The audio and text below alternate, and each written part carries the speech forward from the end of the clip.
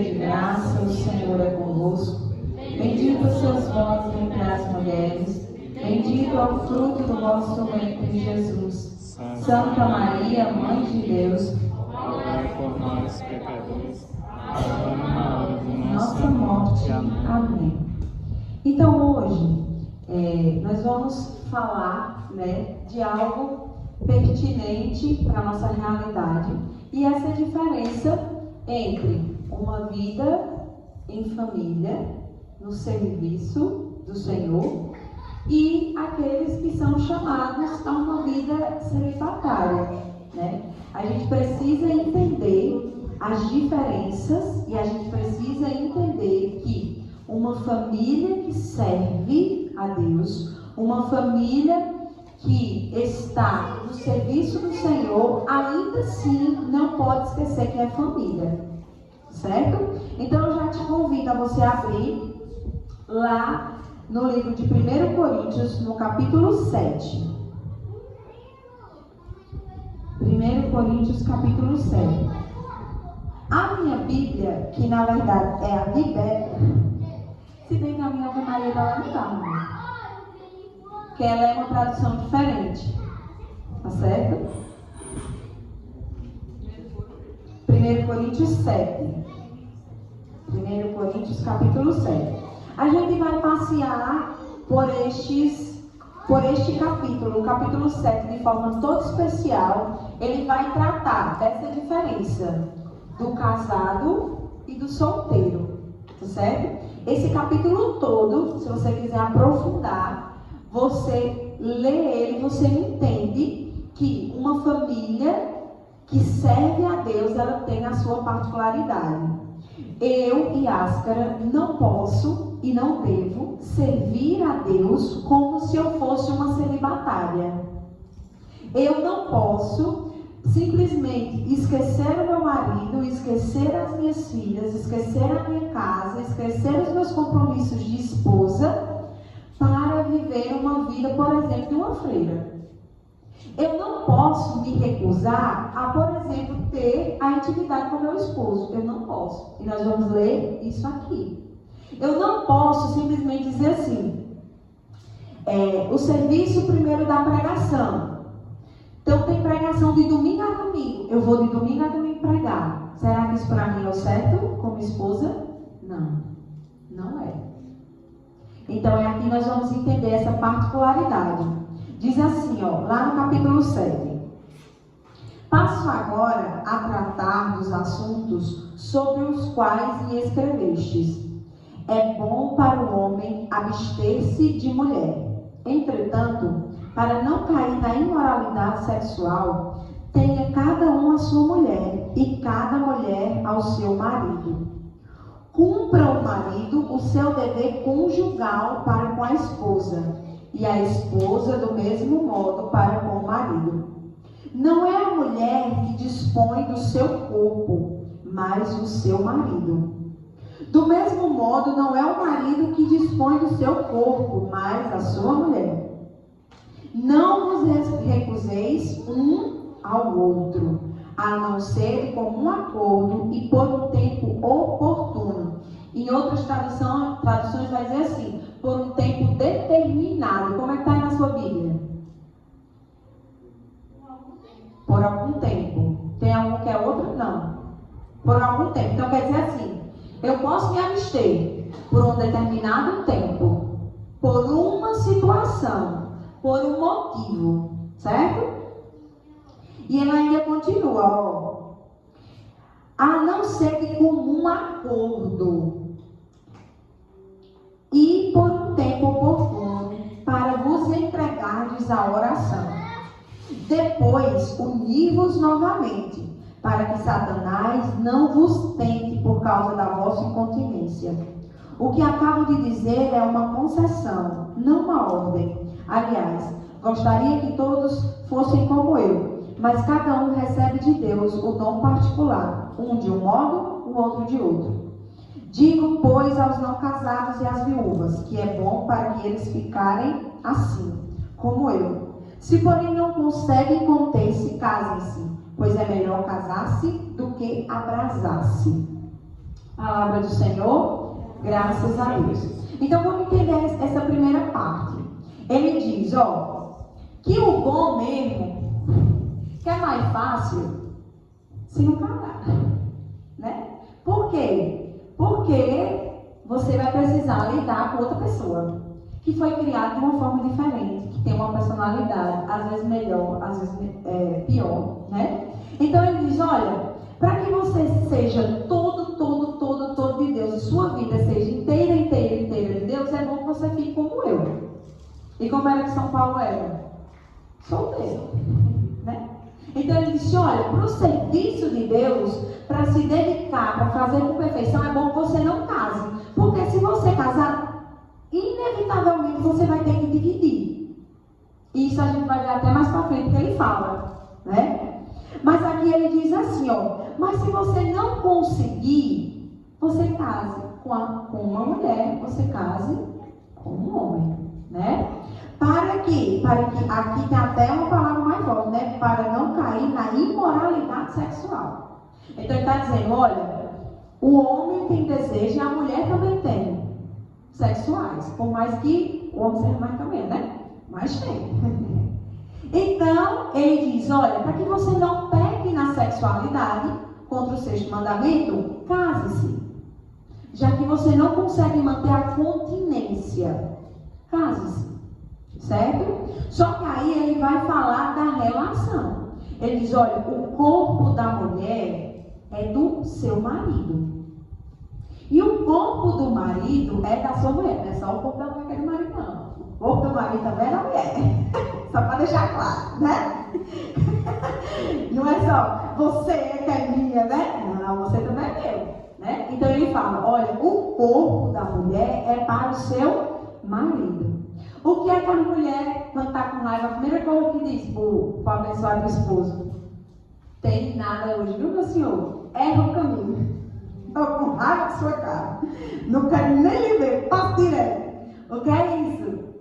É o uso do seu corpo, dizendo assim, aquilo que lhe pertence, hoje não, viu, bebê? Porque você tem raiva. Então aqui ele está dizendo, olha, o corpo do esposo é para o desfrute da mulher, é para a mulher desfrutar, né? E ele continua dizendo, não vos recuseis. Minha gente, não eu quero impunir ninguém, falar nada para ninguém não, mas tem uma mulher que tem uma dor de cabeça infinita, né? Todo dia o pobre do marido chega lá e diz, boa noite, ela fala, hoje não, fala. Ao pobre não sai, né? Triste, meu Deus. Aí no outro dia vai lá, né? Com a fé, força e coragem. E aí, minha filha, hoje? Como a gente pode conversar para uma reunião mais tarde? Hoje não, estou com a cabeça doendo. E é uma cabeça de dor infinita, que ele resolveu arrancar a cabeça dessa mulher, para ver se para de doer, né? Isso é o que, gente? Isso é imprudência. Do mesmo jeito que uma mulher, ela começa a desconfiar do marido quando o marido não a procura, não é assim? As mulheres, quando elas estão suspeitando que o marido tem uma amante ou está com interesse em outra pessoa, é porque ela percebe a ausência do marido na procura com ela. Então vejam como a intimidade sexual ela é de extrema importância e de atenção. Aí ele diz, não vos recuseis. E se for necessário, né, por um tempo determinado, por um período de tempo. E ele ainda fala bem assim, deixa eu achar, depois univos novamente, para que Satanás não vos tente. Quando a sua realidade de intimidade com seu esposo está passando por dificuldade, Satanás tenta. Tenta tanto o homem quanto tenta a mulher.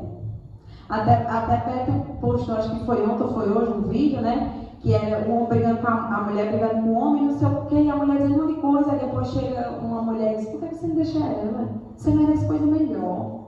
Você merece uma mulher que lhe acolha, que cuide de você. Aí ele diz, é mesmo, né? Como é seu nome? Era Satanás.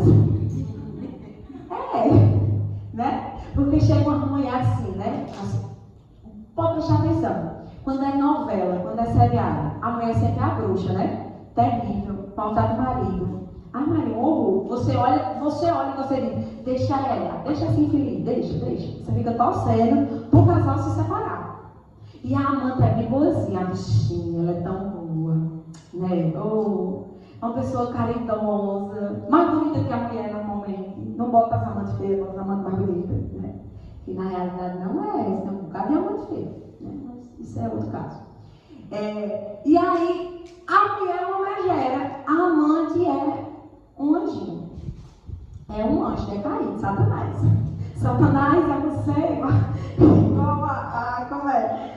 A dona Clotilde, né? Satanás é você o nome do cachorro. Então, prestem atenção. Satanás tenta mesmo. É por isso que a gente precisa ser sábio. É por isso que a gente precisa, principalmente mulheres, né? Precisa ser sábio. Eu acompanhei uma vez uma esposa que ela disse pra mim assim, ó, e assim, eu não tenho vontade nenhuma de ter relação sexual com meu esposo. Eu disse, tem nada não, vai ser vontade dele. No meio do caminho tu acha essa vontade, ou tu vai procurar algo, se tem algum problema, né, ir no médico, se você está passando por alguma coisa, você precisa resolver isso. Por quê? Porque é uma tentação. E normalmente, quem é mais prejudicado com isso? Os esposos.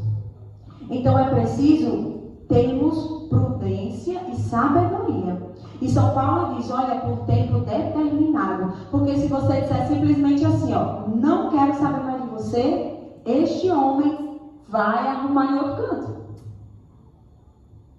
E aquele matrimônio que teria tudo para ter frutos, para ser duradouro, acaba. Por quê? Por causa de uma imprudência da mulher.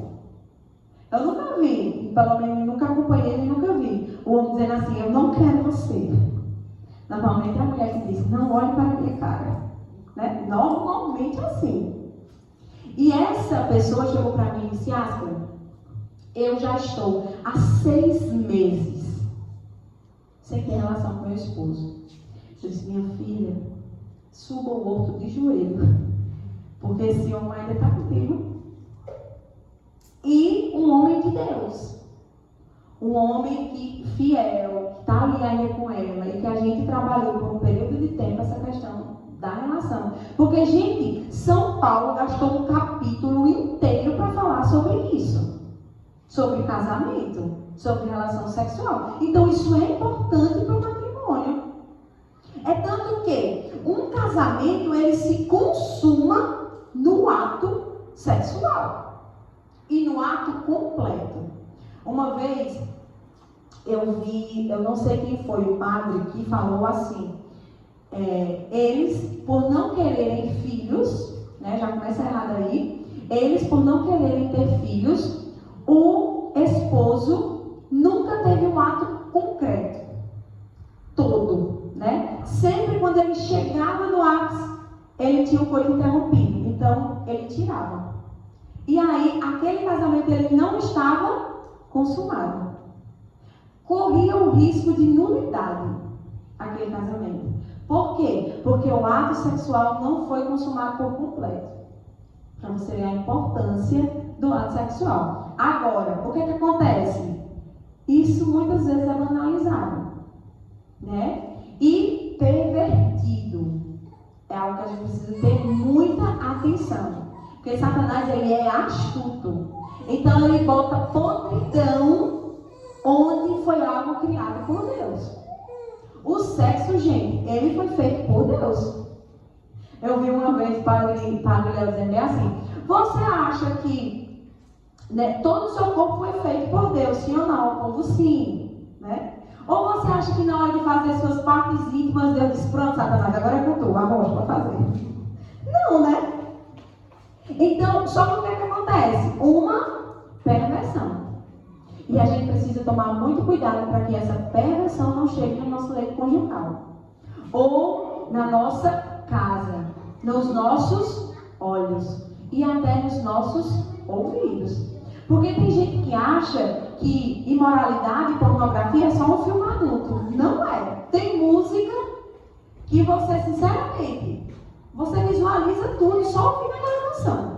Não é? E é isso que a gente precisa tomar cuidado ao entrar na nossa casa, gente. A gente não pode permitir que nem os nossos olhos vejam e nem os nossos ouvidos escutem. Porque uma vez visto e uma vez escutado, ele está no nosso consciente.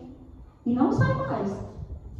Precisa de todo um trabalho. Precisa de toda uma libertação, uma cura, uma purificação para que isso saia.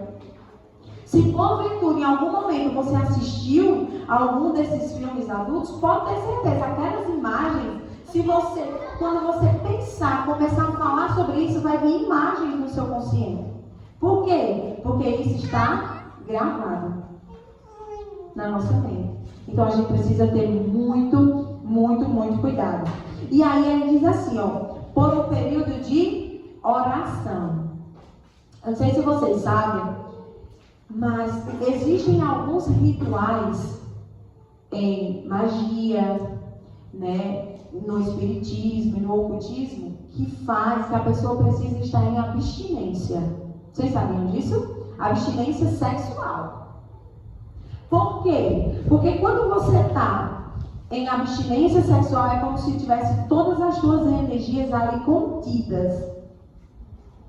Então, tem rituais pagãos de candomblé e de ocultismo que as pessoas, elas ficam em abstinência tipo para consagrar aqui também. Para vocês verem como é uma coisa séria. E muitas vezes a gente não faz esses abstinências para oração, né? O jejum. Não fazer jejum de outra coisa. Sai, né? Mas aqui fala, olha, você pode se abster, mas por um período de tempo e por um motivo maior. É por isso que a igreja, ela permite o método Bíblis. Porque o método Bíblis, ele faz com que você tenha um período de abstinência, né? Então, naquele período que você está fértil, se não é o momento, né? Você vê nas suas condições, olha, nós estamos com um bocado de dívida, nós estamos com um bocado de coisa, ou eu não estou bem psicologicamente, eu não estou bem fisicamente, nós não estamos bem financeiramente, nós não estamos no momento de ter outro filho. Então, a gente vai fazer o método Bíblis. E naquele período fértil, aquele casal se abstém e não tem relação sexual. Então, este período precisa ter um motivo. Não é porque, tipo, não quero hoje, bem. Por quê? Porque não. Porque não é não. Não por isso. Precisa ter um motivo. Precisa ter um sentido essa abstinência. Certo? Aí aqui, ele continua dizendo, ó. Lá no versículo 10. Aos casados ordeno, não eu, mas o Senhor. A mulher não se separe do marido. Caso se separe, que ela fique sem casar. Ou então que se reconcilie com o seu marido e o marido não repudie a sua mulher.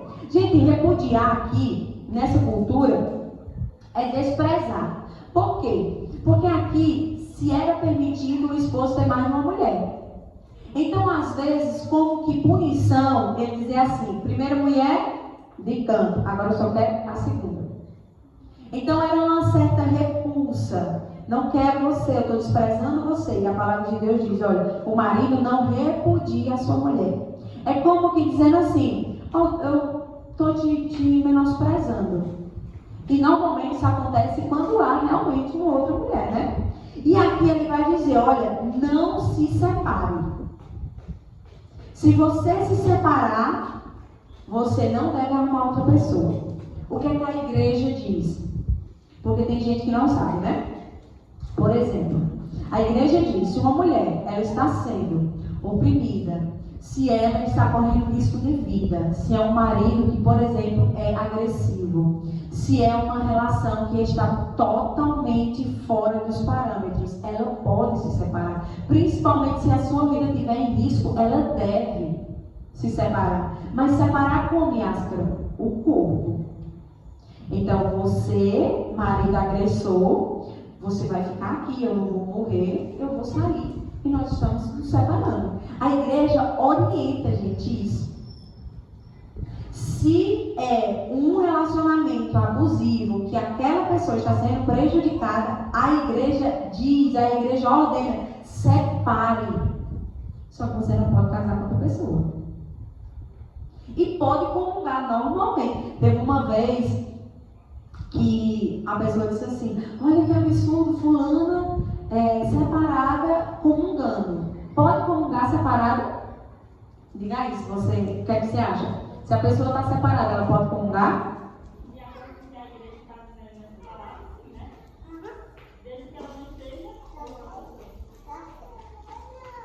Exatamente, é isso mesmo. Pode sim. O que é que não pode? Se ela está convivendo com outra pessoa. Ai, Ascar, mas eu ouvi dizer que tem padre que diz: não tem problema não. Pode ir comungar. Não faça isso. E se você conhecer alguém, oriente a não fazer.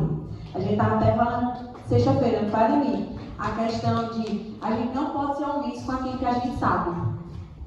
E até uma irmã falou bem assim, que o cunhado dela vivia, não foi, Ana Cláudia? O cunhado dela vivia com uma pessoa, ele era amante, ou ela era amante, eu não lembro. Como era? Era a mulher, né? Que era amante do cunhado dela. E no dia do domingo, ele ia ali, enfim, para a filha da comunhão. E o filho dela foi e disse assim: você não pode comungar não, tio, porque você é amaldiçoado. O menino disse: de jeito. O tio, na fila da comunhão. Aí o tio disse assim: que conversa é essa, menino? Sério, não pode. Então, às vezes, a gente se encontra em situações de pessoas que não sabem que isso não pode. Eu estou de segunda união. Mas isso, aquilo, outro. Veja primeiro a questão do casamento, se o casamento foi válido. Porque existem muitos, mais do que a gente imagina, casamentos inválidos, minha gente. O tanto de casamento inválido que existe, a gente não imagina. Por quê? Porque não entendem o que é o casamento. Aí por isso é casamento inválido. Só que precisa primeiramente saber o que é os itens para um casamento ser válido ou um casamento ser inválido. Primeira coisa, se o casal ele já casa determinado a jamais ter filho, aquele casamento é inválido. Tipo, a gente vai casar, mas a gente não quer ser pai, a gente não quer ser mãe, nós vamos ser mãe de pet, pai de pet. Pois é, esse casamento não vale. Nem vale. Ou, são 3 promessas que nós fazemos, né? Fidelidade, os filhos e a educação dos filhos. Na fé. Não é assim? Não é assim que o padre pergunta? E se porventura, nessas 3 perguntas, em alguma delas, você disser não, o casamento não prossegue. Ali mesmo para.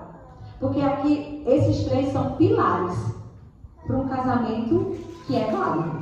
E mesmo você proclamando um sim, mas por dentro estiver dizendo não, também é... Não vale. Não vale também. É a mesma coisa que, por exemplo, porque o casamento é um sacramento, né? Por exemplo, no batismo, tem regras para batizar. Então, se você sabe que a igreja diz, não pode isso, aí você diante do padre, mas não é válido. É a mesma coisa de você pegar o seu filho e dar para um casal que não é católico. Aquele sacramento do batismo é válido? Não é, gente. Um padrinho, uma madrinha, é os pais na fé. Então, se você pega o seu filho e dá a uma pessoa que não é católico, aquele sacramento, aquele batismo, ele é inválido. Ele é inválido. E eu até vi uma reportagem no Instagram, um tempo desse, do menino que descobriu que ele tinha sido batizado na igreja católica de não sei de quê, que não era romana, que a pobre da mãe nem sabia, e ele teve que se batizar de novo depois de velho. Por quê? Porque ele foi válido. Né? E a mãe dele não sabia. E não foi válido. Não era válido. Ele precisou batizar de novo. Então, é muita atenção que nós devemos ter a respeito da nossa relação com o nosso esposo. É sim importante. E tem até um termo na igreja que fala sobre quando um rejeita o outro, conjugal. Vocês já ouviram falar disso? Já, né? Débito conjugal. Quando você diz, hoje não falo, não estou querendo, bem.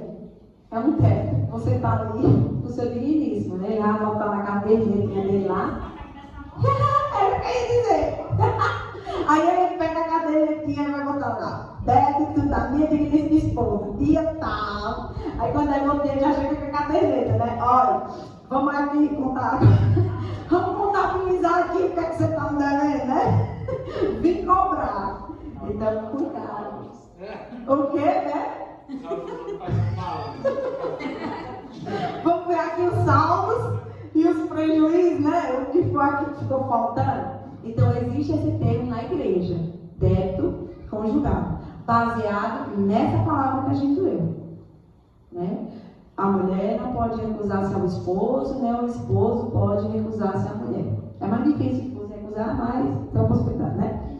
Então, a gente precisa ter muita atenção quanto a isso. E em relação à indissolubilidade, olha, um casal que ele é casado na igreja católica, ele não tem só um casamento, ele tem um sacramento. Então, o sacramento, ele não se separa. Não dá para do sacramento você dizer assim, não quero mais. Ah, agora eu sou de outra religião, não quero mais ser batizado na igreja católica. Uma vez batizado, sempre batizado. Uma vez casado validamente, eternamente casado. Aí, uma coisa que eu estava até vendo hoje, assistindo o curso do Padre Paulo Ricardo em relação aos 10 mandamentos, ele dizendo que em muitos momentos nós temos que ver a nossa postura de testemunho mesmo sem falar nada. Porque ele deu o exemplo de um homem que ele era casado na igreja católica, daí ele se separou e coincidentemente ele saiu da igreja católica e encontrou outra pessoa na igreja protestante, está casando na igreja protestante. E aí convidou o irmão, os outros irmãos, né, já católicos, para ir para o casamento dele. Ao padre falando, né, você acha que esse familiar deve ou não ir nesse casamento? O que é que vocês acham? Não. Por quê?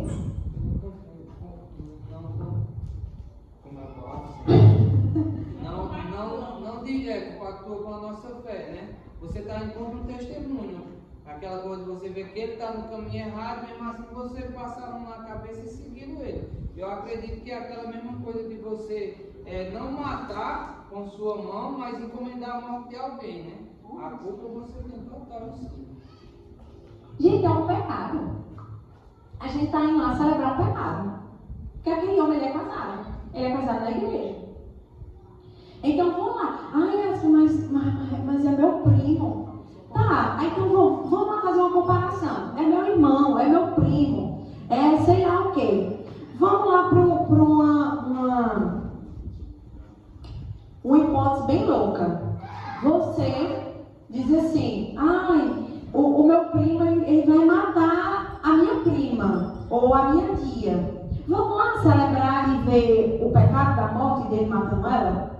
É um pecado, né? Então a gente precisa ter cuidado. Agora ele dizendo, né? Se é uma pessoa que sempre foi católica ou protestante e a outra pessoa que sempre foi protestante, tem problema a gente ir para esse casamento? Não tem problema nenhum. Agora, por exemplo, é uma pessoa que é católica, deixou de ser católico e foi para protestante, a gente vai lá também. É como se a gente dissesse assim, beleza, a gente está de acordo com aquilo que você está fazendo. E a gente não pode, a gente tem que ter cuidado com as nossas ações, certo? Aí a gente volta para cá, ó. Lá no 7, a partir do versículo, ainda viu? 25. Diz assim, ó, 1 Coríntios, capítulo 7.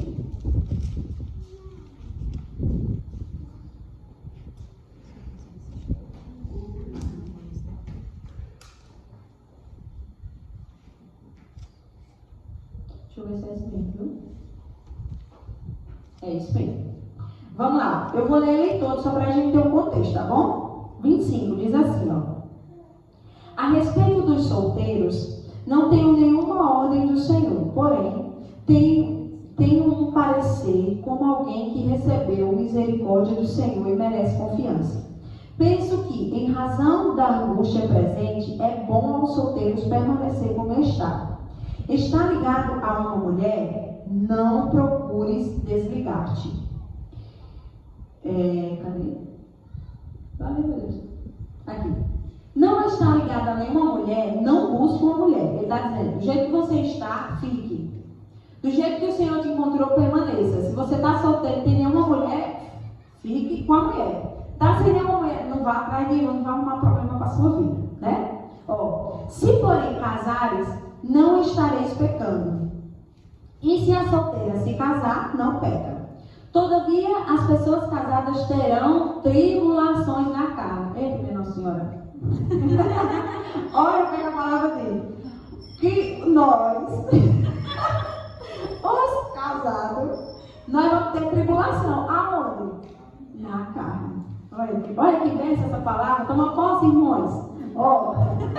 Continua. Ele diz assim, cadê, minha Nossa Senhora? Aqui. Na carne. E eu gostaria de poupar. Olha como ele é bonzinho, dizendo para não casar, depois nós já casamos. Isto, porém, eu digo, irmãos, o tempo oportuno abreviou-se. Então, que doravante o que tem a mulher, viva como se não tivesse, e os que choram como se não chorassem, e os que se alegram como se não estivessem alegres, os que fazem compra como se não estivessem adquirindo coisa alguma, e os que tiram proveito do mundo como se não aproveitassem, pois passa a figura deste mundo. Eu gostaria de que estivessem livres de preocupações. O homem não casado preocupa-se com as coisas do Senhor, como agrada ao Senhor. O casado preocupa-se com as coisas do mundo e procura agradar a mulher, e assim fica dividido. Do mesmo modo, a mulher não casada e a virgem preocupa-se com as coisas do Senhor e procuram ser santas de corpo e espírito. A mulher casada, porém, preocupa-se com as coisas do mundo e como agradar ao marido. Digo isso para o vosso próprio bem, e não para vos amarrar um laço, mas para que vivais de modo honesto e sirvais constantemente ao Senhor sem distrações. Olha só o que ele está dizendo aqui, Primeiro, ele diz, né? Quem está solteiro vai viver todo para o Senhor. Pode ir todos os dias para ir para a missa. Pode ir todos os dias para missões. Pode fazer, olha, o dia todo, da hora que acordou, a hora de dormir, pode ficar na presença do Senhor. É isso que um religioso, uma religiosa faz, né? Reza o dia todo, faz adoração, depois reza de novo, depois limpa a casa rezando e depois para rezar. A mulher que tem um menino, consegue fazer isso? Se você conseguir, você me diga a fórmula, porque eu não consigo, né? A gente tem que acordar mais cedo, antes da Bencinha acordar, para a gente conseguir uma coisa preciosa para quem é casado, o tal do silêncio. Eu não sei vocês, mas a minha casa, ela só é silenciosa da madrugada. De vez em quando a menina ainda dorme, ainda grita, mas diz que ontem, de ouro para hoje, ela disse, não, papai, não. Júlia, não, papai. Ela disse, meu Deus do céu, até quando está dormindo, ela me chama, né? Eu disse, graças a Deus. Chamou ele, né? Não me chamou. E aí, quando elas estão dormindo, a paz reina. Aí escuta a voz de Deus, uma bênção. Quando diz assim, a primeira acordou, pronto, acabou-se, né? E a gente vai na luta, né? Acontece aqui, a gente para, continua, e responde uma, e volta de novo para a oração. Quem tem criança pequena sabe que é assim. Então, para a gente rezar, a gente acorda mais cedo, eu acordo mais cedo, rezo as laudas e faço a leitura da Bíblia. Momento de silêncio e de paz, né? O terço e o ofício, a gente vai na luta depois que elas acordam, né? Porque é algo que a gente pode dizer que é um pouquinho mais automático. Então, a gente vai rezando, mas a leitura da Bíblia, como é que você vai dar a leitura para o menino? Ei! Eu não consigo. Né? Não sei você, eu não consigo. Então, é essa organização. A gente não consegue. E a gente nem pode querer viver assim, porque senão a gente vai se frustrar. Eu lembro que eu já era da comunidade antes de casar com o Beto, né? E eu estava na comunidade de domingo a domingo, rezava, ia para a missa todo dia, tinha missa diária, rezava muito mais do que eu rezo hoje. E no começo do casamento isso me frustrava, porque eu queria ter a minha vida de oração como eu tinha antes. Mas não dá. A gente não consegue. Enquanto não tiver menina, a gente consegue, né? Só que a gente ainda tem os afazeres de casa, tem as coisas de casa. A gente pode santificar essas ações, ou lavar o prato. Eu só lavo o prato rezando texto. Sei você, né? Ouvindo ofício, lavo roupa, rezando texto. Então, se eu já terminei um texto com ofício, escuto uma pregação, as coisas que eu vou fazer em casa é fazendo e rezando. Mas eu tenho a mesma concentração e o mesmo tempo de oração que as irmãs daqui não têm. E eu não posso querer ter, porque a minha condição é outra. Senão a gente vai se frustrar e a gente vai querer um lugar que não nos pertence. E pode não até é. adoecer. Pode até adoecer, psicologicamente. E esse frustramento, tipo, você, no matrimônio, você diz assim, ai, eu fiz a escolha errada. Você é aquela pessoa frustrada. Você é aquela pessoa amarga para com seu esposo, não tratar bem. Por quê? Porque você está com raiva, você não queria essa vida. Você queria ter sido freira. Mas você, né, essa coisa linda aí do seu lado, ele seduziu, meu Deus. E tirou você do caminho do Senhor. Jesus, que absurdo, né? As pessoas, não é assim, quem é frustrado porque é casado e queria estar em outro lugar, a culpa é do outro, foi ele. Essa beldade que apareceu na minha vida, né? Me cegou. Mas ainda foi razão, é mesmo, pessoa. Então, ó, gente, nós não podemos. Aí o que é que a palavra diz, ó? Que o casado preocupa-se com as coisas do mundo e procura agradar sua mulher. O homem, ele se preocupa com as coisas do mundo, por quê? E a mulher se preocupa com as coisas do mundo, por quê? Que é casado. Porque tem conta, tem as coisas de casa para cumprir. Então isso é as coisas do mundo, as coisas materiais. A gente não pode, por exemplo, eu tenho 3 filhas. E eu dizia assim para elas, minha filha, hoje nós vamos, essa semana toda nós vamos jejuar, viu? Vai ser pão e água. E daqui para nós estarmos no Levita, nós tudo aqui. O que você acha que essa menina vai virar para mim e vai dizer? Não, minha senhora, não quero jejuar não, eu quero é bolacha, danone e bolinho, não é? Então, eu e você, nós não precisamos nos preocupar com essas coisas? Sim. Aqui, as meninas se preocupam com tanta intensidade que eu e você se preocupam com o alimento? Não. Sabe por quê? Porque a gente está preocupado com o alimento, não é nem tanto conosco, mas é com quem depende de nós. Você diz assim, eu posso ficar sem comer, eu posso jejuar. As minhas filhas vão jejuar? Não vão. Você deixa de comer e dá para elas comerem, assim?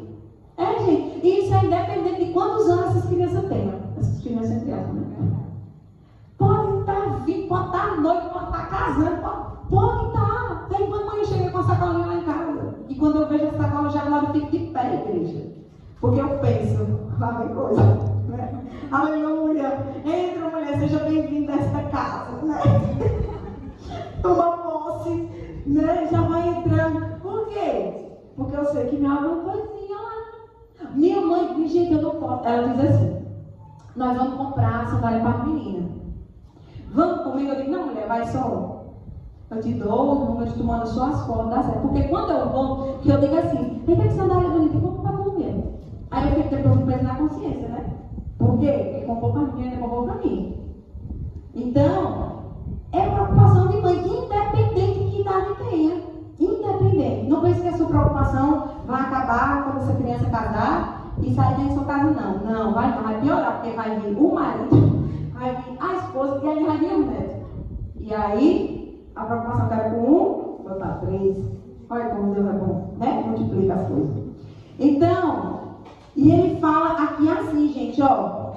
Procure agradar. Procure agradar o seu marido. Procure agradar a sua esposa. Eu atualmente estou na coordenação do Ministério de Pregação. A nossa comunidade tem casas de missões fora, tem missão fora. Mas aqui, desde o início do meu casamento, as meninas sabem que quando tem alguma missão para mim, eu digo, eu vou falar com o Beto. Eu vou me organizar com o Beto, nós vamos ver se dá certo eu ir, como é que a gente vai fazer com as meninas. E no começo, não gostava muito não. Dizia, mas e Áspera? Não, gente, eu sou casada. Deixa eu lembrar para vocês, eu casei. E depois de casar, eu digo, olha que absurdo, né? Pois é, eu não posso simplesmente dizer assim, e vou passar essa semana, os meninos, né? Os consagrados de vida e algumas pessoas solteiras. Passaram uma semana em Santana do Cariri. Vocês acham que eu e você não temos condição de fazer uma missão dessa? Passar 7 dias fora da sua casa? Gente, isso é imprudência. Eu não posso simplesmente dizer assim, fechei minha porta, vou passar agora uma semana fora em missão. E o meu marido? Aqui a palavra diz que nós temos que buscar agradar. Agradar. Passar aquela comidinha que aquele pobre gosta, né? Bichinho, chegou cansado.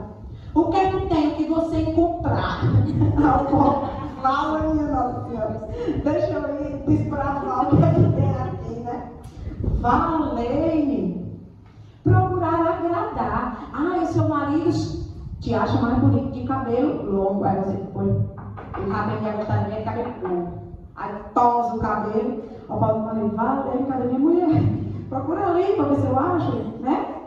Gente, isso quer dizer que você é escrava do seu marido ou escrava da sua esposa? Não. Isso fala mais da intenção do seu coração, do que você deseja. Eu quero agradar. Eu sei que quando meu marido chega, ele gosta de encontrar comidinha quentinha, ele gosta de, não sei, ficar comigo, não sei. Você não sei o que é que seu marido gosta, eu sei o que é que eu gosto. Você desculpa se você sabe, né? Pra quê? Pra agradar. É necessário agradar, porque aqui é palavra de Deus, não sou eu que estou inventando, não. Você ouviu, você leu comigo. E aí ele fala que assim fica dividido.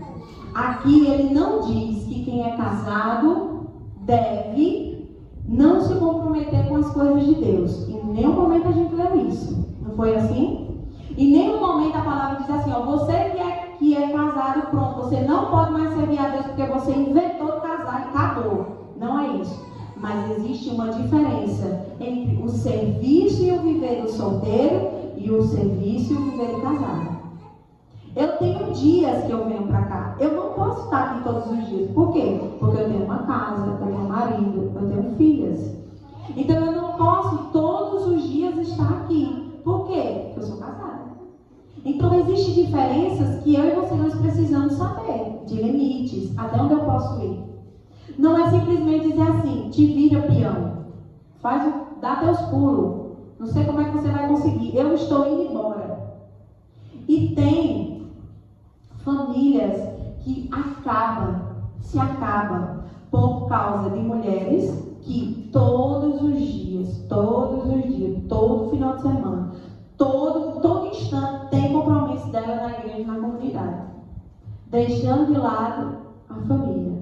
Não, gente, a família, ela foi nos dada para que a gente juntos cheguemos ao céu. A gente foi para o Congresso das Comunidades e teve alguém aqui que foi? Não, né? A gente foi para o Congresso das Comunidades esse mês passado e um fundador foi e disse assim, que ele acompanhou vários filhos de fundadores e de servos de comunidade, que as crianças de comunidade de vida e de consagrado de aliança também, e filho do fundador, que disse assim, olha, eu estou só esperando ter 18 anos para me ir embora, porque esse Deus aí, ele roubou meu pai e minha mãe, e eu não tive pai e mãe por causa dessa história de Deus. Olha que absurdo, não é? E daqui, da própria comunidade, eu já conversei com uma pessoa, né, que tinha filhos aqui, pequenos na época, e os filhos dela cresceram. E uma das palavras que ela disse, que o filho dela falou para ela, mãe, disse desse jeito, mãe, do seu Deus eu quero distância. Aqui, da nossa comunidade. Ela me contando e ela disse, por quê? Porque ela disse que acabou não sabendo dosar. Não sabendo equilibrar a coisa, obrigava as crianças a rezar o terço, obrigava mesmo. Ou você reza o terço, ou não vai ter televisão, ou você vai para a missa, ou não vai ter televisão. Tá entendendo? Ficava dando castigo constante às crianças. E ela disse para mim, ela disse, eu errei. Eu errei. Hoje em dia, nenhum dos filhos dela segue o que eu tinha encontrado. Nenhum. Era 4 filhos, nenhum seguiu. Cada um o seu. É forte, né? Um Muito. testemunho assim. Ela disse, um dos meus filhos chegou para mim e disse, do seu Deus, eu quero distância. Olha. Então, assim, a gente tem que ter muita sabedoria, gente. A gente tem que trazer, sim. A gente tem que incentivar a rezar, sim. Mas a gente tem que saber usar as armas certas. A gente tem que convencer, doutrinar. Porque é isso que as pessoas aí fora fazem. Quando querem ganhar os nossos filhos, eles têm argumentos. Não é você vai porque você vai. Não, você vai por causa disso, que é bom. Porque olha os benefícios, olha como é. E eu vou ali ensinando, eu vou doutrinando. E eles, esse fundador, dizendo que, por quê? Porque tinha coisa na escola, os pais não iam, porque ele tinha missão. Tinha a apresentação deles, não sei o que, eles não iam, porque ele está em missão. Então, tinha neles um vazio do pai e da mãe.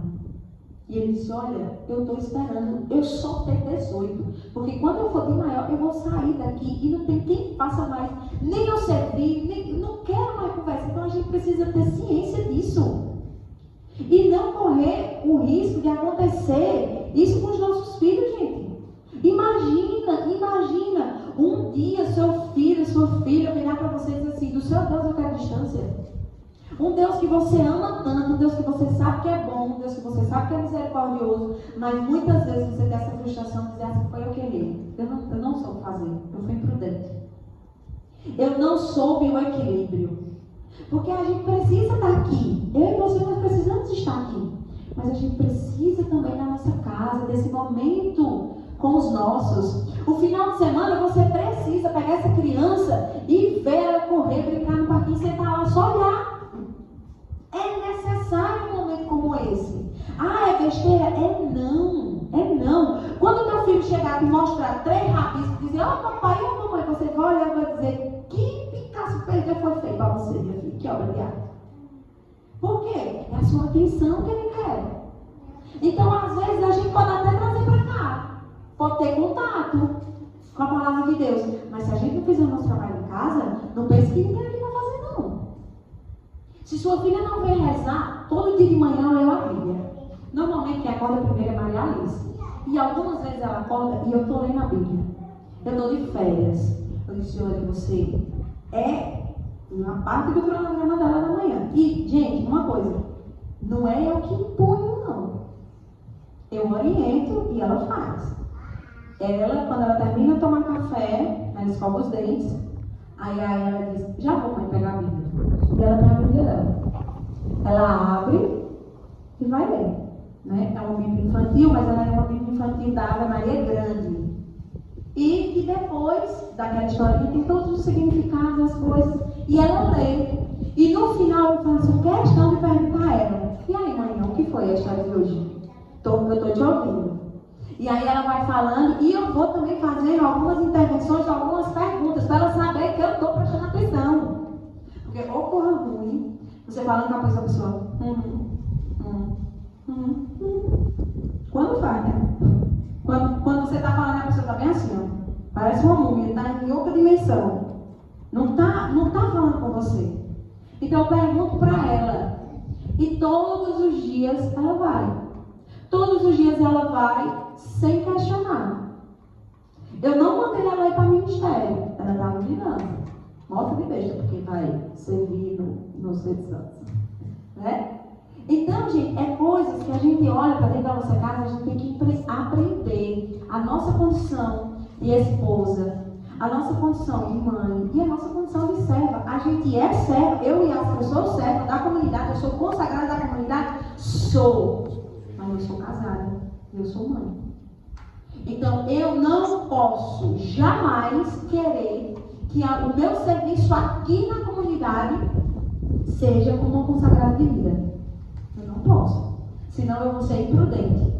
E se eu não souber esse equilíbrio, se eu não souber doutrinar, porque a palavra é essa mesmo, doutrinação. Doutrina é ensino. É necessário ensinar a fé com sabedoria, com discernimento, com equilíbrio, com testemunho, fazendo, né? Por quê? Porque os nossos filhos aprendem muito mais com aquilo que vê do que aquilo que a gente fala. Muito mais. Então eu passo o dia todo fora. De noite eu venho pra cá. Todos os dias da semana eu venho pra cá. Sábado e domingo eu tô aqui. E eu não tenho tempo com eles. Ele vai dizer assim: desse teu Deus, mãe? Quer não. E vai fazer como esse filho de fundador, que disse assim: eu estou só esperando a hora de eu sair dentro dessa casa, porque eu não quero mais saber de história de Deus, de comunidade, de serviço, de evangelização, não quero nada disso. Por quê, gente? Por causa de uma imprudência. Quantas vezes a gente já ouviu o Leite dizer assim: olha, gente, hoje eu não vou porque é o aniversário do meu neto. Porque eu tenho que fazer isso com o meu filho. O meu filho quando o filho dela precisou de fazer a cirurgia, ela pegou o carro e foi-se embora com ele. Ela está errada? Tá, não. Porque ela é mãe. Ela é mãe. E eu e você também somos. Tirando o marido, né? Porque a mãe é pai. Então, é necessário ter o discernimento.